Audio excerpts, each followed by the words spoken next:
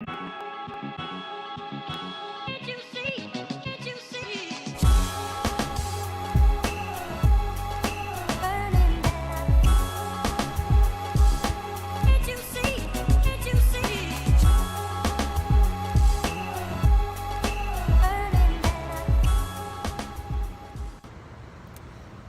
a political climate that involves neo-Nazis, the rise of fascism, ICE, capitalism, homophobia, racism, sexism, ableism, are role-playing games that important? Like, shouldn't every waking moment be dedicated to fixing what's wrong in America right now?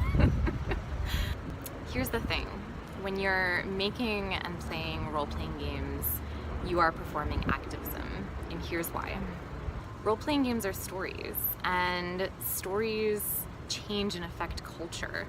When a new story becomes dominant in the culture shifts and new things become possible, and that is how social change happens.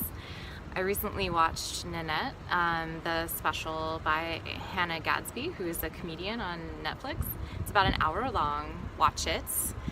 She talks a lot about storytelling, culture, and she specifically ties it back to art history, which, art and making art, all different kinds of art, role-playing games are art, can affect and change culture. So definitely, think about the stories you're telling and how they can change the minds of the people around you. A lot of role-playing games have messages in them that are really progressive and work towards social change. I made a list here: Dog Eat Dog, Kagematsu, Warbirds, Night Witches, Harlem Unbound, Monster Hearts, A Cozy Den.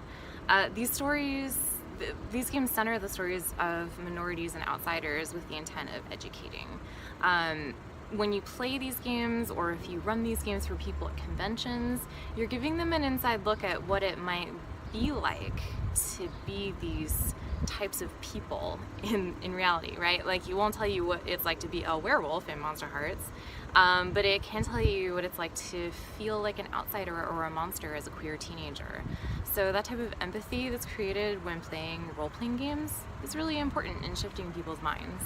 There's all different kinds of activism. I can't really march anymore in protests or pride parades because of my fibromyalgia. My body just can't really spend that much time on my feet anymore in the heat or any kind of weather, holding up signs. Like, I can't do this for periods of time. So that's kind of out for me. But I can call my reps, share things on social media, vote, sign petitions, send money, raise awareness. All those kinds of things are really important in making change too, and important parts of activism.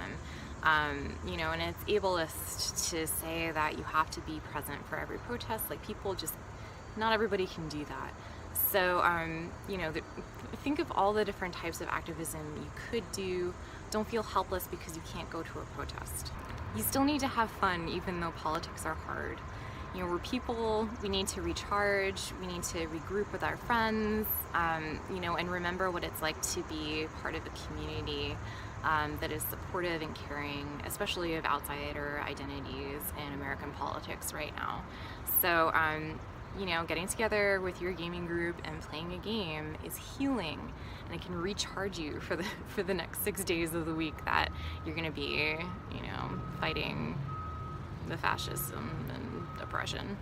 Role-playing games are a unique type of art in that they bring people together, literally, when you are playing them. It's a communal activity. You get together with other people and you tell stories with each other.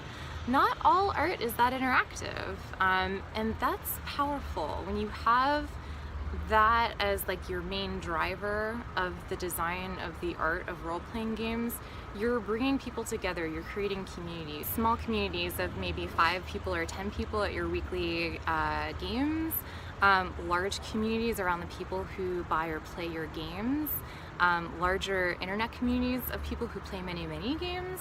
And gaming communities are not perfect, like any community, but we have the ability to change them. We have the ability to as designers, you know, share visions that are not the norm, that are not the status quo. We are a community, and we grow stronger with more diverse voices. Share your truth, and some younger role player out there will see it and identify with it, and it'll change our community. We'll bring more people like us into the community, and we'll shift things for the better. Thanks for watching my videos. Please like and subscribe down below. Check out my links to my Patreon, where you can support me in making these videos and my weird game design. And also hang in there. Stay with the trouble, do all the work you can, but keep making your art, keep playing games, keep participating in art that can change people's minds, that can change our political climate right now. See you next vid.